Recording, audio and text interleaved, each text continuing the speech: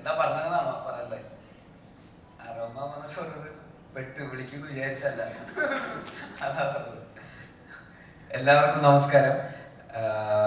ഇപ്പൊ എല്ലാവരും ഇതിനെക്കുറിച്ച് കളങ്കാവൽ എന്ന സിനിമയെക്കുറിച്ച് ഓൾറെഡി പറഞ്ഞു കഴിഞ്ഞു. അപ്പൊ അതിലൊക്കെ തന്നെയാണ് ഞങ്ങൾക്കും ഭയങ്കര എക്സൈറ്റഡ് ആണ് ഈ സിനിമ എന്താണെന്ന് അറിയാൻ വേണ്ടിയിട്ട്. ഇതൊരു ത്രില്ലർ സിനിമയാണ്. അതിന്റെ ഓരോ പ്രൊമോസും ഇതുപോലെ വളരെ ത്രില്ലിംഗ് ആയിട്ടാണ് വന്നുകൊണ്ടിരിക്കുന്നത്. ഇതുവരെ ഒന്നും അങ്ങനെ ഇപ്പോൾ രാജേട്ടൻ പറഞ്ഞ പോലെ ഒന്നും അങ്ങോട്ട് പുറത്തു പറയുന്നില്ല.